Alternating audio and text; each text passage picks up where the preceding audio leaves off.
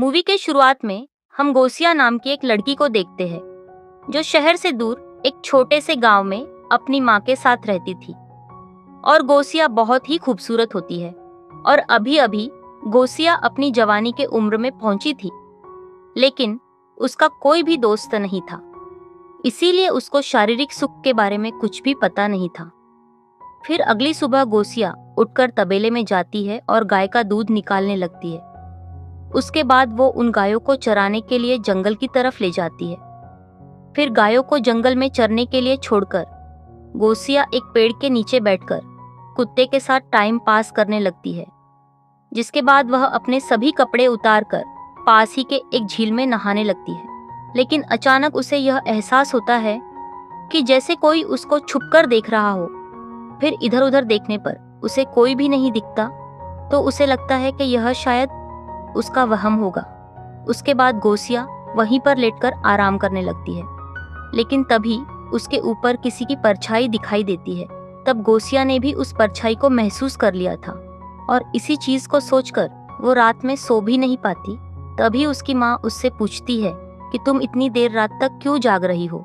लेकिन गोसिया अपनी माँ को ठीक से जवाब नहीं देती, क्योंकि वह अपने शरीर में होने वाले बदलाव को लेकर परेशान थी और उसे यह बात अपनी माँ को बताने में शर्म आती है। फिर अगले दिन भी गोसिया अपनी गाड़ियों को लेकर जंगल में जाती है और एक पेड़ के नीचे बैठकर आराम करने लगती है। लेकिन तभी उसे वहां पर एक आदमी दिखाई देता है जो वहीं बैठकर पेंटिंग बना रहा था।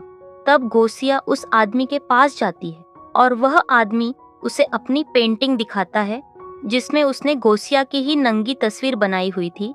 तब गोसिया अपनी नंगी तस्वीर देखकर वहीं पर बेहोश हो जाती है। फिर वो आदमी गोसिया को पानी पिलाकर उसे होश मिलाता है और उसको पूछता है कि क्या तुम यहीं पर रहती हो। जिस पर गोसिया कहती है कि हाँ, मैं यहीं पास में रहती हूँ। और साथ ही वह उस आदमी से पूछती है कि तुम कहाँ रहती हो। जिस पर वह आदमी बताता है कि मेरा कोई ठिकाना नहीं है, मैं यहाँ वहाँ घूमकर पेंटिंग्स बनाता हूँ और मुझे जो भी जगह पसंद आती है मैं वहीं पर जाकर रहने लगता हूँ। जिसे कहकर वह गोसिया के करीब आता है और उसके जिस्म को छूने लगता है। तब उस आदमी का ऐसे छूना गोसिया को अच्छा तो लगता है, लेकिन वह शर्मा कर वहां से चली जाती है। फिर अगले दिन गोसिया उसी जगह पर जाती है और उस आदमी को ढूंढने लगती है, लेकिन उसे वह आदमी कहीं भी दिखाई नहीं देता है।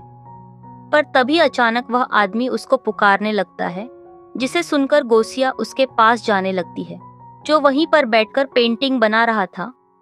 तब वह आदमी गोसिया को अपनी बनाई हुई पेंटिंग्स दिखाता है और उन पेंटिंग्स को देखकर गोसिया को बहुत अच्छा लगता है।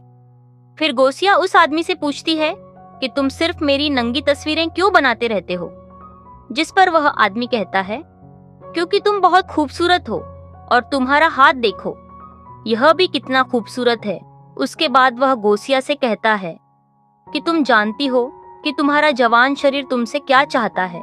जिस पर गोसिया कहती है कि नहीं, मैं इसके बारे में कुछ भी नहीं जानती।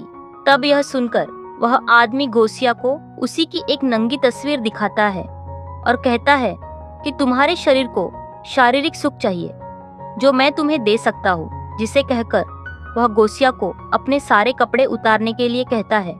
तब गोसिया अपने सारे कपड़े उतार देती है। फिर वह आदमी उसके जिस्म को छूकर उसको उत्तेजित करने लगता है।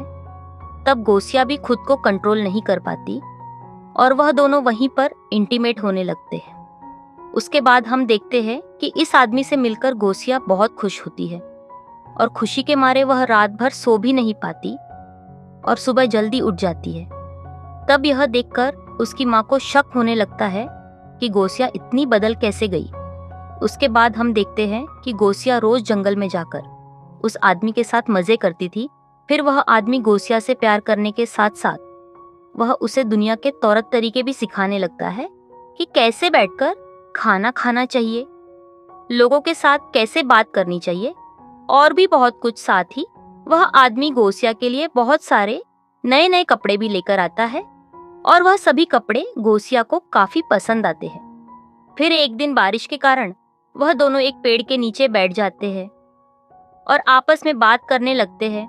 तभी वह आदमी गोसिया को एक किताब देते हुए कहता है कि मैंने तुम्हें सब कुछ सिखा दिया है, और अगर तुम्हें जिस्मानी सुख के बारे में और भी कुछ जानना है तो तुम यह किताब पढ़ सकती हो, जिसमें जिस्मानी सुख के बारे में सब कुछ डिटेल में लिखा हुआ है। और वह दोनों बात कर ही रहे थे कि तभी कुछ बच्चे उन दोनों को देख लेते हैं। तब उन बच्चों को देखकर गोसिया घबरा जाती है, लेकिन वह आदमी गोसिया से कहता है कि तुम उन पर ध्यान मत दो। जिसके बाद गोसिया अपने घर आकर उस किताब को पढ़ने लगती है। लेकिन तभी वहां पर उसकी माँ आ जाती है और उससे वह किताब ले लेती है। जिसके बाद वह उससे पूछती है कि तुम्हें यह किताब कहाँ से मिला, जिस पर वह बताती है कि मुझे यह किताब जंगल में एक आदमी ने दिया था। जिसे सुनकर उसकी माँ बहुत गुस्सा होती है और कहती है कि मैं तुम्हें यह सब करने के लिए जंगल में नहीं भेजती हूँ। अगर तुम प्रेग्नेंट हो गई तो मैं तुम्हें नहीं छोड़ूंगी, जिसे कर देना। जिसे सुनने के बाद फादर उसकी माँ से कहते हैं कि गोसिया ही बच्ची है और उसने अभी अभी जवानी में कदम रखा है। इस उम्र में अक्सर बच्चे गलती कर बैठते हैं, लेकिन तुम एक बार गोसिया को डॉक्टर के पास लेकर जाओ और यह पता करो कि वह कहीं प्रेग्नेंट तो नहीं है। तब फादर की बातें सुनकर गोसिया की माँ उसको डॉक्टर के पास लेकर जाती है, लेकिन उसका चेकअप करने के बाद डॉक्टर गोसिया की माँ से जो कहता है वह सुनकर उसकी माँ बिल्कुल शॉक हो जाती है। दरअसल डॉक्टर ने उसकी माँ से कहा था कि गोसिया अभी वर्जिन है और वह किसी के भी साथ फिजिकल नहीं हुई है। इसका मतलब गोसिया को अभी तक किसी ने टच भी नहीं किया था। लेकिन गोसिया ने अब तक जो किया था तो फिर वह आखिर क्या था। फिर उसी रात गोसिया जब अपने कमरे में सो रही थी, तब वह आदमी गोसिया के पास आता है और उसको चूम कर उसको नींद से जगाता है। उसको देख गोसिया उससे कहती है कि मैं चाहती हूँ तुम हमेशा मेरे पास रहो। जिसे सुनकर वह आदमी कहता है कि मैं यही तुम्हारे साथ हूँ और मैं तुम्हें छोड़कर कहीं नहीं जाऊंगा। जिसे कहकर वह आदमी गायब हो जाता है। दरअसल उस अनजान आदमी जैसा कुछ भी नहीं था।